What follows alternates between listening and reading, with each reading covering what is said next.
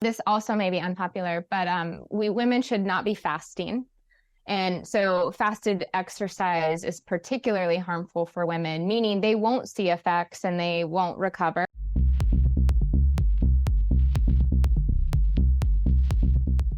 Dr. Smith-Ryan, there still seems to be this misconception that for women, if you lift heavy weights, you're going to get bulky. It's been around for as long as I can remember. And to me, it seems like there's no sign of it going anywhere. I was really interested to get your thoughts on where this myth comes from, why it persists, and then maybe following up by what the research that you're doing and have done actually shows around women and resistance training.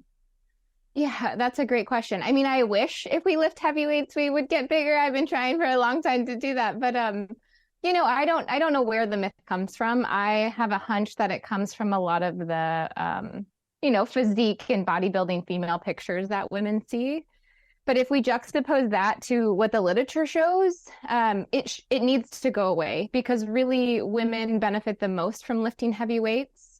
But along with that, I often don't expect women just to go pick up heavy weights. Like, I think we need to do a better job of providing them the appropriate knowledge and education and removing some of those barriers. And so, some of it comes from people like you is how do we remove it and talk about it? And the benefit to women, particularly as they age, is only accelerated when we lift heavier weights. There's this common kind of message, I think, that is particularly aimed at women, but also increasingly men, of how it's kind of important to eat less and move more. But I think as we get older, and I'm hoping that this is something we can dive into, obviously maintaining muscle mass as we age is a huge correlatory effect with longevity. And we're not just talking about muscle mass, but obviously bone density, strength, and something that women traditionally do suffer from, weaker bones and less muscle mass as they get older. Why do you think this message of kind of, eat less, move more, should that be replaced? Should we all be thinking about let's lift heavy and eat enough? Is that a better message as we get a little bit older in terms of doing all those right things from a fitness perspective that have a crossover to a longevity perspective?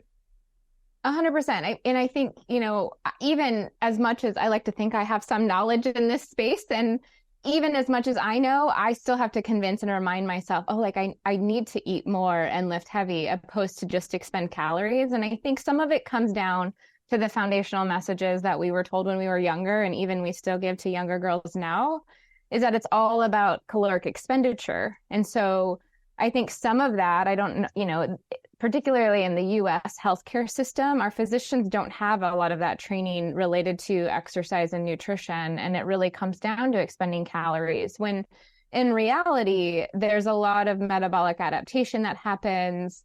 And a lot of, we have these guidelines of 10,000 steps or walking. And, people are trying to do that, which is great. But a lot of what even my research focuses on is, despite the benefits of exercise, I don't even have enough time to exercise as much as the guidelines say. But there's many other feasible and effective approaches that can fit in many different lifestyles. And so some of it is getting over this message that we were always given. And men are given the same message, but I think it's more less stereotypical for men to lift heavy weights, whereas women are told to walk and to burn calories and, a lot of that fat burning zone, when in reality, like, you burn more fat by lifting heavy, by doing high intensity work. And like you mentioned, you have better bone integrity if your muscle is pulling on the bone, and you do that. It's not sufficient just to walk. I think especially as people do get older, it's trying to communicate the message of the benefits of why muscle mass is important. Because I think from a general societal point of view, people with big muscles, they're still kind of seen as maybe the wannabe bodybuilder or a bit of a meathead. Could you talk a little bit about, specifically from a female health and wellness perspective here, what are the benefits of women having more muscle mass? Because I think we get caught up in the message of you need to tone muscles, whatever this kind of tone means. What are the actual benefits for women to try and increase their lean muscle mass, both in the short term and over the longer term? Well, and I like this question. So I'll say the benefits are the same for men and women. That muscle is directly related to health and quality of life. And I think people forget that. And I'll take that one step further. Like, the best way to prevent diabetes and, cardiovascular disease is to have better and higher quality muscle. And so when we think specifically about females, there's a couple things that that are a bit unique. especially as women transition to kind of peri and postmenopause, is that we're seeing what we call greater anabolic resistance, which means that there's likely the muscle is less sensitive to proteins as they eat them or as we eat them. And so essentially we need a larger stimulus and or more protein to be able to maintain that muscle. And then we also see greater acceleration of bone loss in women related to some of those changes in hormones. And so if we think about one of the best impact on bone is resistance training and having that higher quality muscle. So that bone piece is a bit unique for the female. And so those, really things to think about. The other thing I wanted to throw in here too is that there's a unique aspect in women that our brains change pretty significantly with anxiety and depression and even mood, and I would argue satiety. And so one thing that is the same for men and women is often as we age, we don't crave and our palate is different for like proteins. We don't want those animal proteins as much.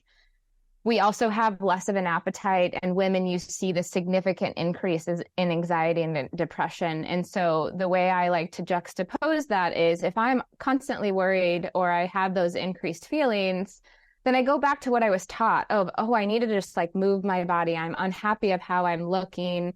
At the same time, we have increases in fat mass and losses of muscle. And so then you have this like perfect storm of like, why would I eat more and exercise more when in reality, I should be burning calories and targeting fat loss? But that's not working. That's not helping. We need to give these women some very practical and feasible approaches to tackle that.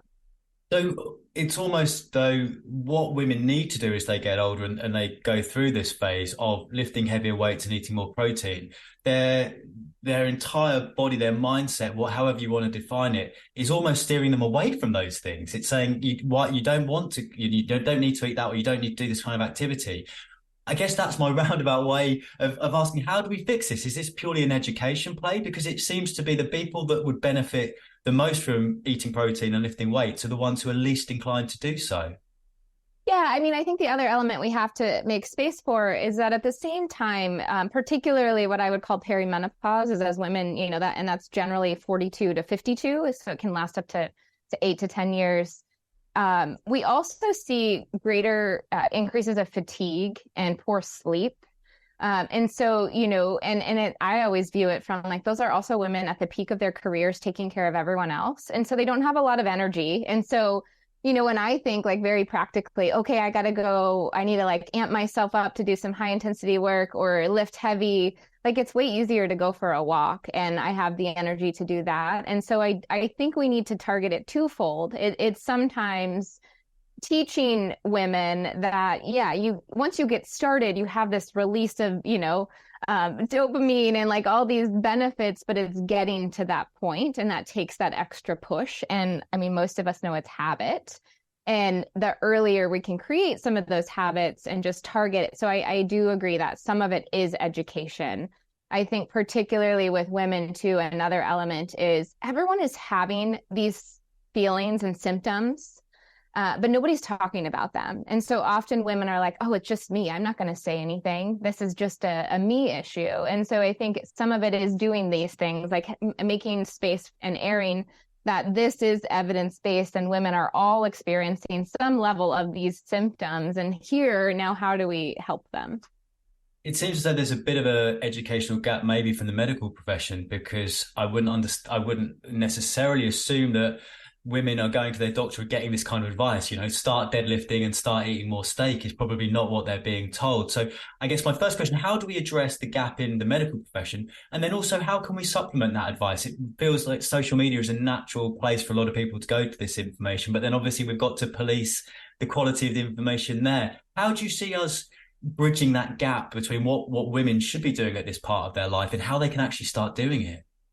Yeah, I do think healthcare is one key thing. Like one thing we're trying to do here, and I know some other places are doing, but it really needs, like women need a comprehensive healthcare approach, meaning oftentimes, let's say I go to my primary care, but when reality, I need an endocrinologist and I need a gynecologist and I need a physical therapist to help with urinary incontinence or whatever it may be. And so women are left to really find the right people. We need to put them all in and make it more accessible.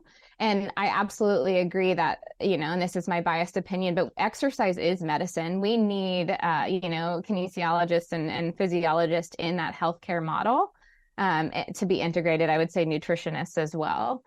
And so that's one key element. I love social media, but I also hate it for one, in reality, like everyone's showing their best self. And I think what I've seen more recently in the female space is people are trying to make a lot of money on things that don't matter. Particularly, you need to, buy this app to train around your menstrual cycle. You need to buy these, natural supplements to help with, your vasomotor symptoms.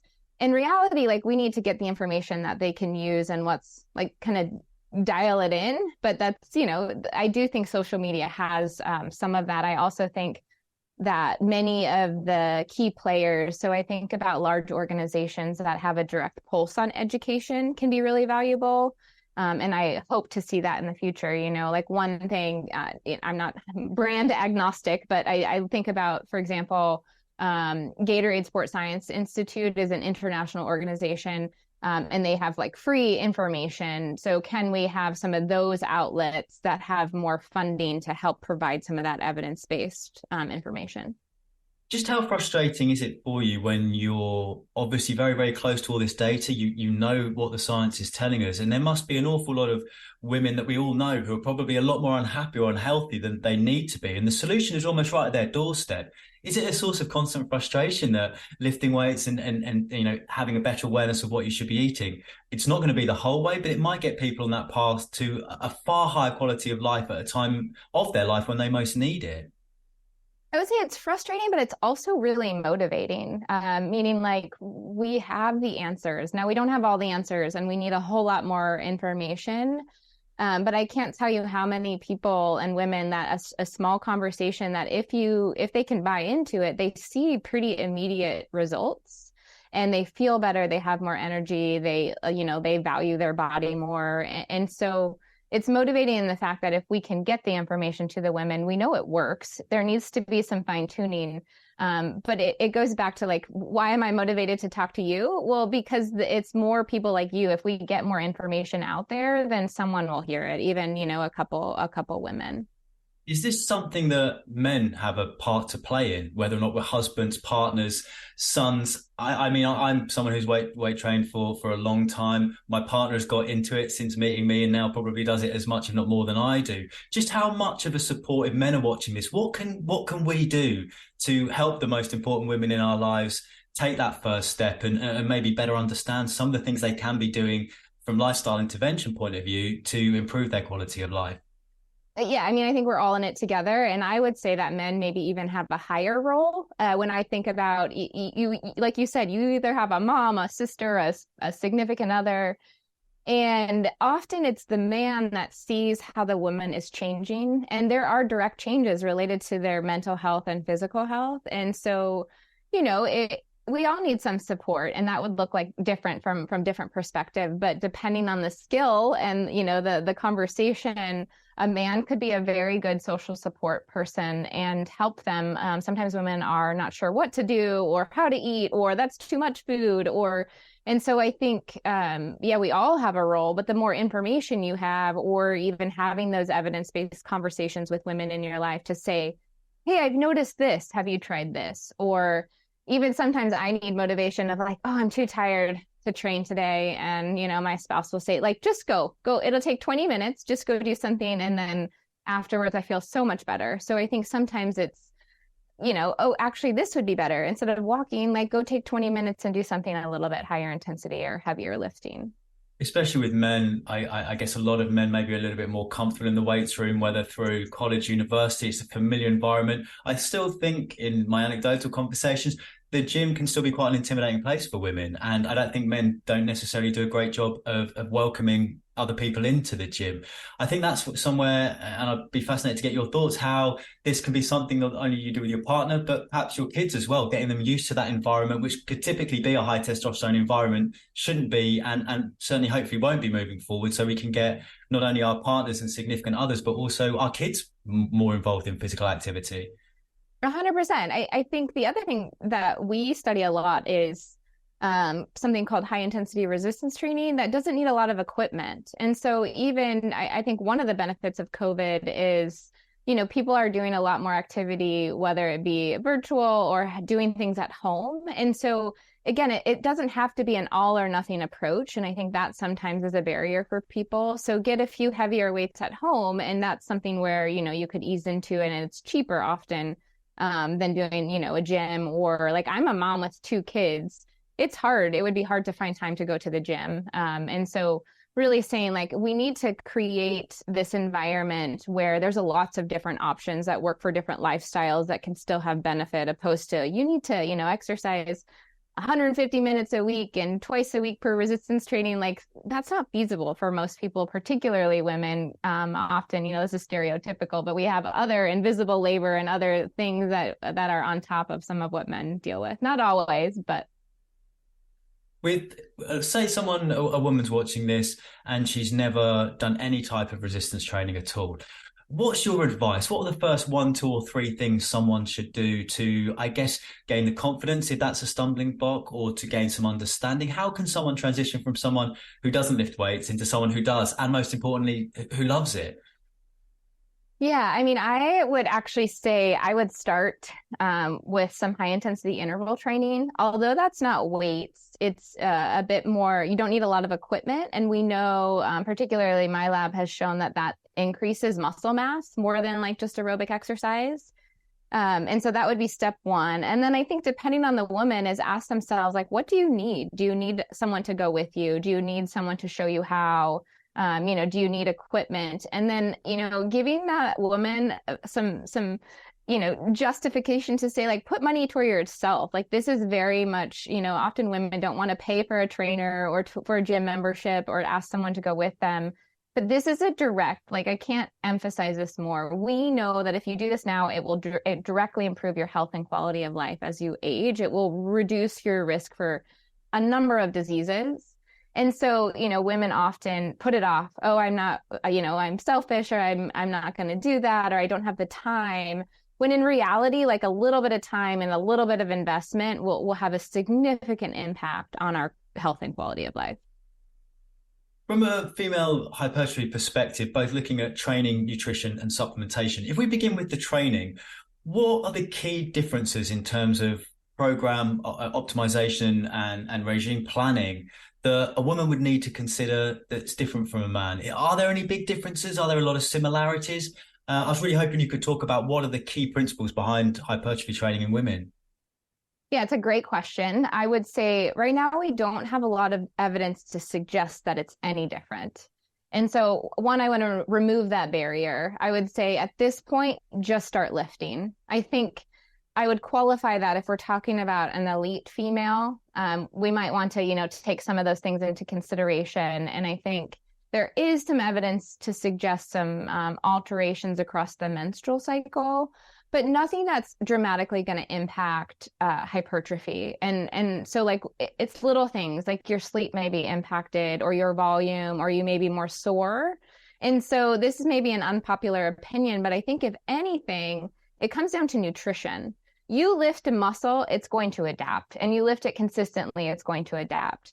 Will it respond exactly the same as a male muscle? I think there's a lot of things that go into that. And so I don't think we need to get into the weeds. Like the women need to just lift and that you will respond. However, you won't respond if you're not eating enough, if you're not timing around your workouts, and if you're not recovering. And those are, I think, some of the elements that we can do better and help our women better.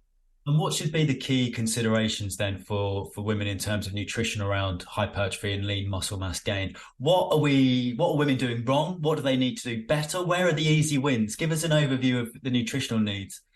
Yeah, this also may be unpopular, but women should not be fasting. And so fasted exercise is particularly harmful for women, meaning they won't see effects and they won't recover. And so some of the evidence that we have in some other labs is that women may benefit actually from a pre-workout nutrition intake. So never go under-fueled into training. And what that would look like is actually some protein prior to exercise can show greater volume and greater changes to the muscle, which is really against the grain. Like even I was a collegiate distance runner, even to this day, like why would I eat before I'm going to go burn calories? Like that goes against everything I was taught. But in reality, it gives you nutrients to fuel your muscle, recover, and really accelerate protein synthesis. And so if anything, tell a woman not to fast and to have a small amount of protein prior to exercise. That would be my number one. And just on the intermittent fasting or going in on a fasted workout, how much do we understand about the physiological mechanisms that are behind why? Are we saying it's a neutral effect, or is it actually a negative effect to go in fasted? Yeah, I mean, I think it depends on the scenario, but like if we take our typical female whose goals are to gain muscle and maybe lose some fat mass, intermittent fasting will be harmful in that respect. And I, like depending on the scenario, if you do it once or twice, it's not harmful. It's more like negative or like a neutral response. But a lot of women put themselves in the scenario and then you feel terrible while you work out. And so there's some residual of like, well, then why would I go work out? I felt terrible last time. And so, depending on the spectrum, I would say it becomes more negative as the older the woman gets, particularly impacting immune function and bone and muscle. And so the question goes back, like, why would we make it harder for ourselves?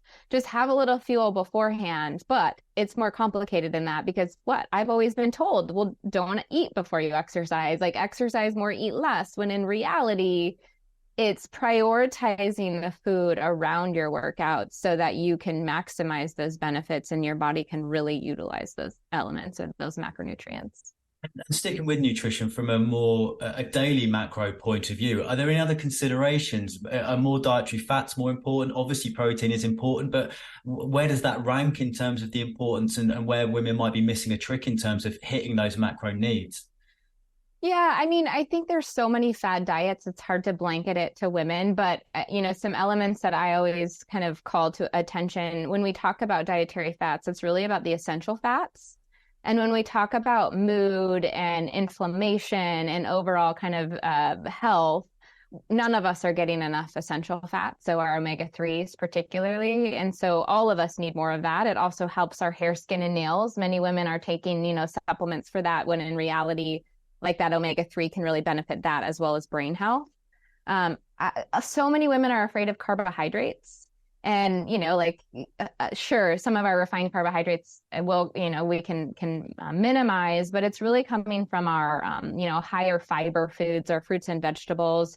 Those provide a lot of value, like vitamin C and antioxidants that help with collagen and just inflammation. And so, what I would like a takeaway I would tell most women is eat multiple times throughout the day. That's going to vary based on, how many calories you need. But every time you have a meal or snack, have at least 30 grams of protein and pair it with a vegetable or a fruit and get in some water. That doesn't mean don't have, your rice and your potatoes and, the delicious carbs that no one needs a reminder to eat. But if we start to prioritize, that 30 grams of protein and a fruit and vegetable, it does tremendous things for not only our muscle, but also our gut, which has impacted, our brain. So, and it's not hard. You don't have to eat like certain foods. It's just being a little bit more cognizant of those spacing throughout the day. And I guess trying to slip off the shackles of the mentality of eat less, right? I think it's so ingrained in both men and women now. But actually, it's not about the quantity you're eating. It's about the quality of the food. That's going to be the most important thing. I think moving on to supplements is something that you've researched extensively, specifically creatine in women. I'd love to talk to you about some of the supplementation strategies that women can deploy to, I guess, both build and then maintain lean muscle mass, maybe starting with creatine, because I think it's something that generally women tend to shy away from, maybe because of the water retention, the bloating, some other potential side effects. What's your research told you about the benefits of creatine supplementation amongst women? Well, yeah, let me just make a one blanket statement. Like I'm a big believer in whole foods, but in reality, particularly women, you just can't eat enough and get everything through food. And so, when I started in this business and I was a college athlete, I didn't believe in supplements. And let me tell you, I had a lot of injuries and poor recovery. There is a role for specific supplements, particularly for women, and creatine is one of those. And the reason I say that is as with anything, we kind of always want to weigh the risk to benefit ratio. And with creatine in particularly, it's low cost and has minimal risk with potentially high benefit. And what are those benefits? I mean, I think if we talk about active women, there are some performance benefits, meaning you can do a little extra volume. I'm not super, like, okay, great. Like that's cool. But it's all the other benefits. So for actually one study just came out that if you combine creatine with resistance training, it's particularly beneficial for maintaining and possibly increasing bone mineral density in women. And so, beyond some of the other supplements, it's effective for increasing muscle mass, which has a direct relation to, health and quality of life. I think it's very fascinating to see the potential benefit on mood and brain. And so there's some interesting data that shows that in low grade anxiety and depression, creatine actually helps SSRIs work better or just helps improve those symptoms. And so, we know those symptoms are higher in women. And so creatine could be one of those first lines of defense to help women feel better mentally. I'm here for that, right? Anything that's natural. So that's an element too to think about. And, there's a couple other things, but those would be the top. And, one study that we just looked at too, there is no weight gain in women, and that's been consistently showed. But we particularly looked at it across the menstrual cycle because there are weight fluctuations across the menstrual cycle. And creatine does not cause any, it's about a 0.5 pound increase. And it's actually a beneficial 0.5 pound. What we noticed is that it helps pull water into the muscle, which may have some implications for preventing dehydration. And most of us are dehydrated. And so there is no downside to it, particularly too when you look at all of the potential benefits and the cost. I was just going to say, you took the words out of my mouth, in terms of the benefits versus the very, very low cost, would this be your number one supplement for women to take? Or are there others that are going to have, I guess it's sort of a cumulative effect, right? What, aside from creatine, if it is top, what else would you have in your list? Yeah, I know I do. Creatine is often the top, particularly like I think the element that I always like to bring up is your body makes creatine from, different amino acids in the body, but it's hard to eat that much protein to get the same. And so I also realize that most women don't like, the sedentary, powder at the bottom of a glass. And so depending on the woman, maybe I wouldn't recommend that first, depending on, her introduction into the supplement world, but it would be one of the top. I would say some like not lower risk, but I would say less scary ones. Vitamin D is very essential for women. And then omega-3, those would be kind of my top ones. Just to start out. But then obviously there are others that I would recommend. Testosterone plays such a huge impact in muscular strength and endurance, and is one of the main reasons why men are typically, bigger, stronger, faster than women. What else do we know about some of the other underlying psychological reasons for the difference in the sexes between strength, power, endurance? How much do we know about that? That's a loaded question. There are some differences when we think physiologically. Testosterone is just one small piece, and women have testosterone. And one of the benefits of resistance training is we do have some increases in testosterone. It's not nearly like what a male would have, which is why we can't build as much muscle. But a couple other things to think about is women are what we call more fatigue resistant, and often are able to potentially, they have more type 1 muscle fibers, which leads into that fatigue resistance, and some potential differences with blood flow and kind of removal of metabolites. And so one key question that we're trying to look at is how would that impact exercise program and design? We don't know that yet, but it just comes down to, women aren't going to respond necessarily differently to the same training method. But what we might want to start thinking about as we get more data is, do we need to change like the work to rest ratio? And speaking from someone, like we study males and females in the lab, and women always, they can get through the hardest protocols, and men are often on the ground, like cannot do it. And it's not like a mental resiliency thing, it's a physiological thing. And so I think a couple of things, to empower the women is like, we can do hard things. And at the same time, like we need to advocate to get more data to say, should we be doing it differently? And to me, it's mind blowing that it's 2023 and we still don't have those recommendations. And so that's one of the things, like even as an active woman is, oh, should I start doing some things different as I age? And the answer is yes. Like, I think we know that your body adapts quickly. You have a lot of fatigue resistance. And so if you're not seeing changes, or you see your body changing in a way that it hasn't, start to do things differently. Increase the intensity, increase the load, shorten the rest, do an activity that you're not very good at. For example, swimming, rowing, whatever it may be, because your body will respond the best to that. Are there any considerations around recovery, the long-term recovery after the session? Because my understanding, some of the performance-enhancing drugs benefits aren't directly to do with the building bigger muscles or faster, or being able to be faster or stronger. It's much more to do with the volume of work you can do. You just recover quicker when you're taking those substances. If men have higher testosterone levels, is this something we need to be aware of when kind of planning and structuring recovery and rest periods for women? I would say generally, yes. I don't think it's a testosterone thing. So for example, I think it's likely impacted by progesterone as well as things like sleep. And so one thing that we're seeing, and trying to dial this in a little bit, but for example, in the luteal phase of the menstrual cycle, when estrogen and progesterone are high, we often see kind of slower recovery potentially, or greater protein turnover, and some greater fat oxidation and protein use. So one of the recovery pieces comes in is if you're not sleeping well and you haven't fed recently, you may take longer and be more sore. Also in that phase, we tend to have a slightly higher metabolic rate. So like we burn an extra 300 to 400 calories approximately.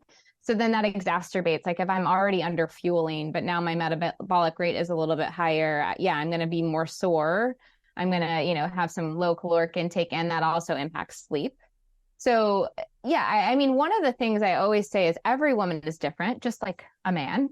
But the first thing that we should be doing as women is knowing, when is your menstrual cycle? When are you menstruating? When are you ovulating? At what point of your cycle are you in?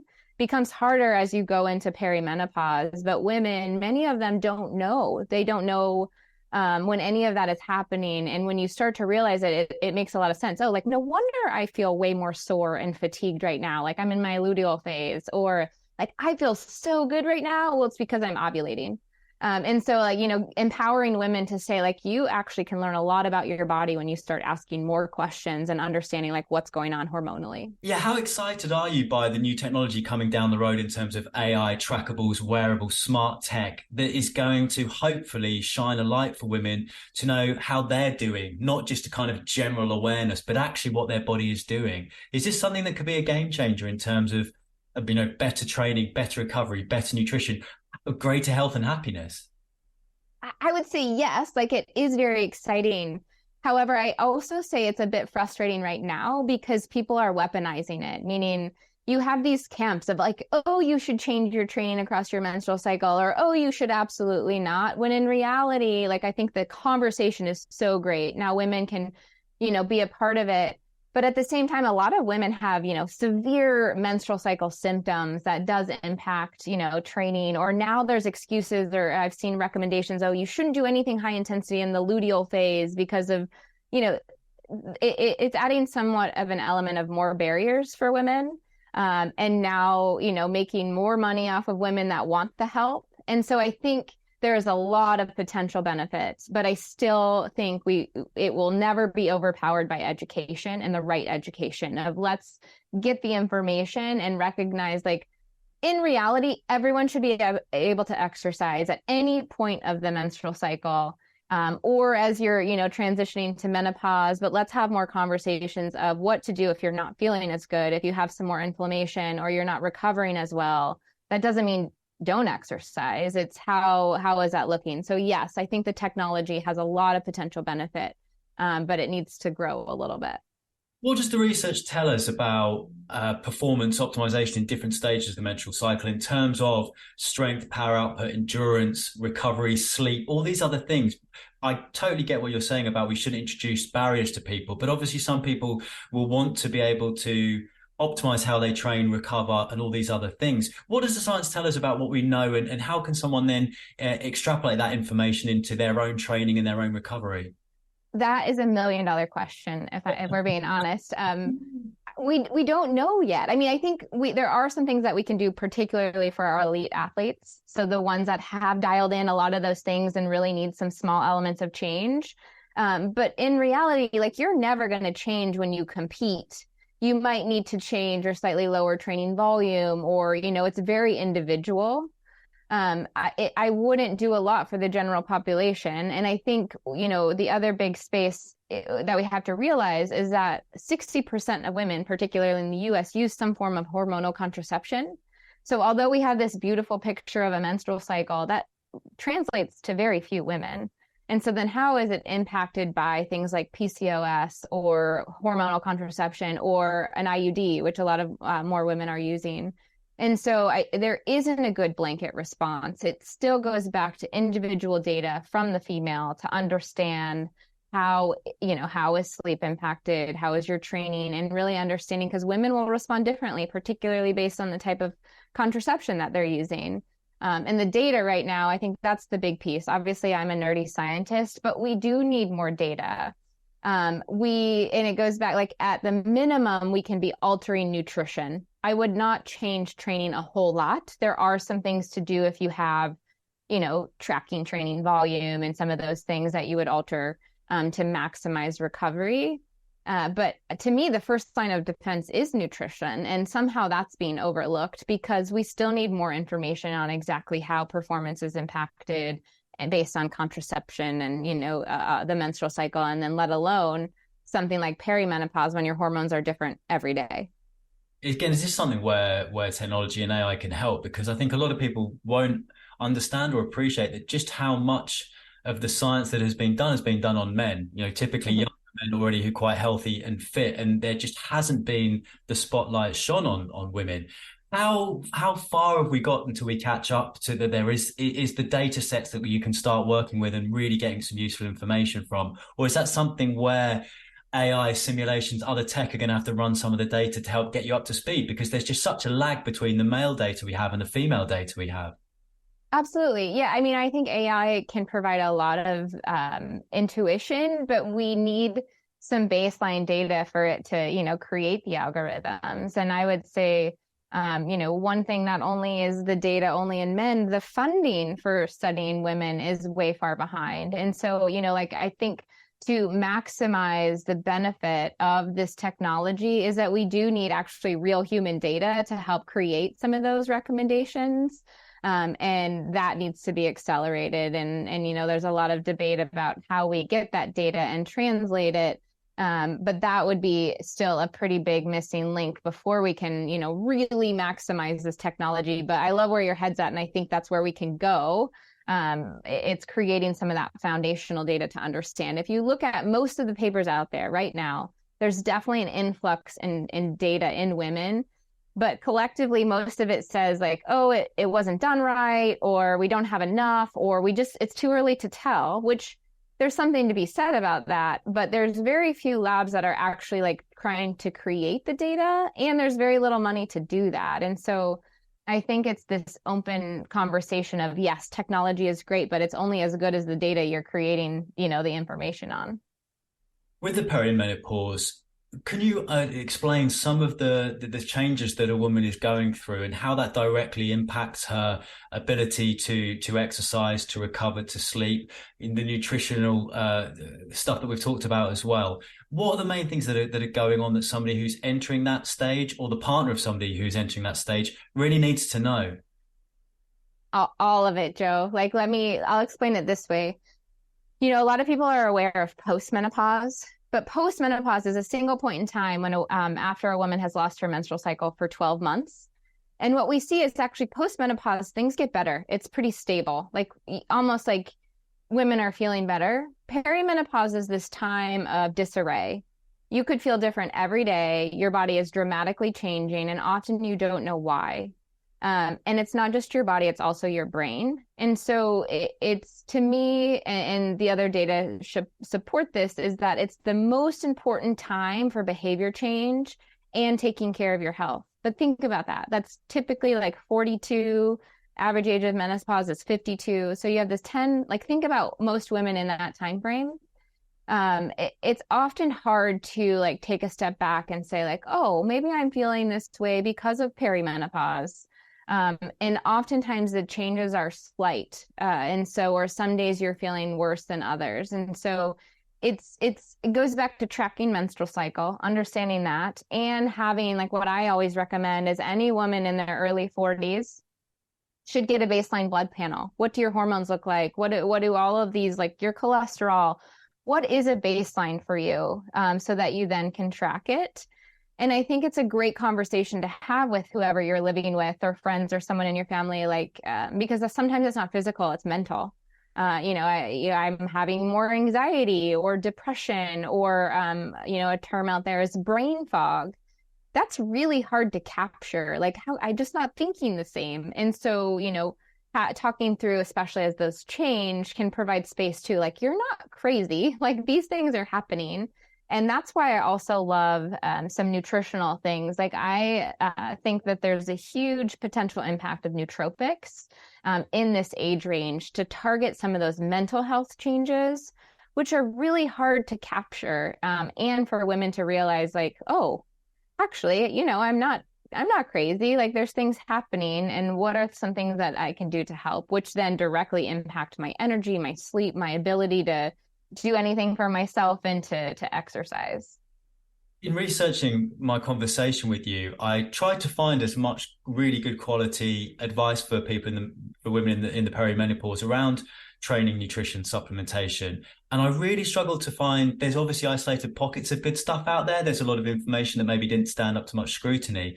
Dr. Smith-Ryan, why do you think there is a dearth of quality information for such a huge issue that affects 50% of the population? And then following on from that, what are the big stones in terms of training, nutrition, and other strategies that a woman going through this could look to employ to try and make herself feel better? That's a great question. I think some of it falls in the fact a lot of women don't know when they're starting to in perimenopause. And then it's not been, so we obviously research women, and oftentimes it's hard to identify, is a woman in perimenopause, and then can they provide their time to come into a lab or to provide their data.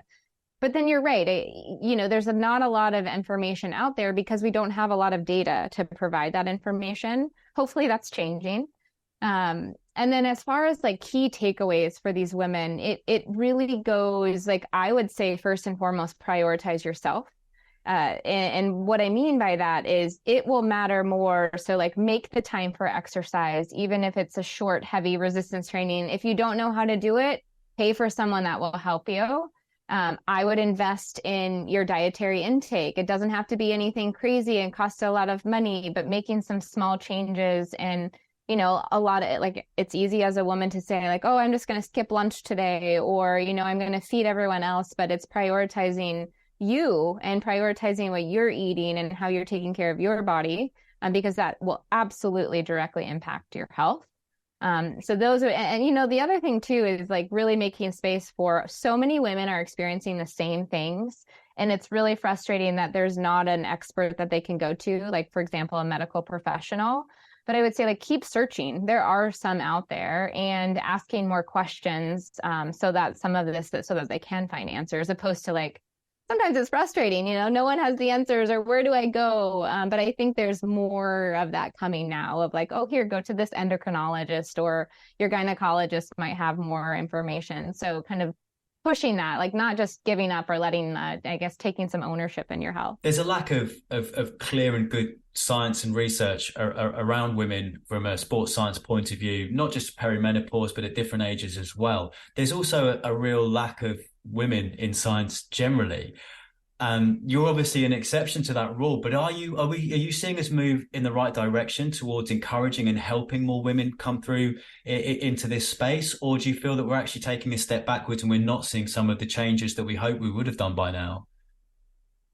I think both. I think so, particularly when we talk about the, exercise physiology or sport nutrition space, we still have a lot of very young females that are, and more of them in our master's and PhD programs, but they don't often make it through. And that's because of some of the, traditional barriers that we still have in academia and in science. I also have seen a very big influx in what I call kind of data picking, or it's much harder to actually publish research in this space now in women because it doesn't meet this certain standard. Like you would never say that, the male data doesn't. And so the other element too is, and I can say this as a young female in a male dominated field, is it takes a lot of resilience, and it does for a man too. But at the same time, sometimes women are harder on each other. And so it's also, to me, as a female in the space of opening up doors and helping the women around us versus, sometimes we make it harder on each other. And so it's really like, it's going to take a huge effort, and we've made some progress, but it's having more conversations like this, opposed to like one thing I always say is my husband's in academia and we have the same job, but our lives look so dramatically different. And so having these conversations of what does your life look like? How do you have a family? How do you get through the hard parts? Like, what are strategies that work versus what don't work? And often things like, why would we talk about such touchy feeling things in your career? But it really matters, especially to know how to navigate and how to like kind of break some of those barriers. One of the things when I do speak to women in science and even business to an extent is a theme that comes up that has never come up in a conversation with a man of a similar role is imposter syndrome. And it seems to be something that seems to affect women more than men. I'd love it if you're okay to talk about it. Is that something that you've ever had to deal with? And if so, how have you overcome it? 100%. I mean, men deal with it too, but oddly enough, my imposter syndrome has grown more. So like I'm a full professor and there's days that I feel like I'm a terrible researcher in person. And I think it goes back to like, we just view ourselves differently as women. And we have just the way our brains work and the things that we prioritize. So yeah, I deal with imposter syndrome almost on a daily basis. How do you get through it? I don't know if I have a good answer for that, but I think it's, surrounding yourself with good people and having good mentors and, depending on the space that you're in. I think so. Academia obviously is where I come from. It's full of a lot of negative feedback all day, every day. Paper rejected, reviewers' responses, someone not agreeing with you. And so I think it's viewing what are the positives, what are, it's a lot of self-work. I'll make space. Like, I think everyone should have some therapy in their life. Like there are some strategies that can help. Believe it or not, exercise is a great strategy for me, kind of that consistency of control of what I have control over of my life and what helps, there's a lot of endorphins that are released. And how much are you still seeing you and female colleagues butt up against the old school misogyny of men saying, you can't go away and have a baby, then come back, or other things, you're trying too hard, you're not trying hard enough, you're too emotional. Are you still encountering these reactions and these comments? You're nodding your head. How often are you coming up against it? Almost on a daily basis. And I think sometimes it's those direct comments. And other times it's not comments at all. So for example, I have 2 small children, yet, like I have to figure out childcare so I can go speak at a conference, or, like if my spouse and I are at a conference, like I have to figure that out. Like there's a lot of things that aren't discussed, or maybe you're not going to get after having kids, I got very few invites to give talks somewhere because they assumed like, oh, I have a newborn, I wouldn't want to go, or small kids. And so I think it's not only are you getting those direct comments, it's the lack of conversation of how do we do this and let the woman decide, opposed to like, let's just not talk about it at all. Like, oh, a big elephant in the room is that you have kids. But the interesting statistic, there's this group, it's called Carry Media, and The amount of data that shows that working moms get more done and are more productive is actually quite impressive. But when you think about it, like, okay, well, why would they be more productive? And so I think it's having more of those conversations opposed to just like, oh, I guess that's their priority. And so, yeah, it happens still every day.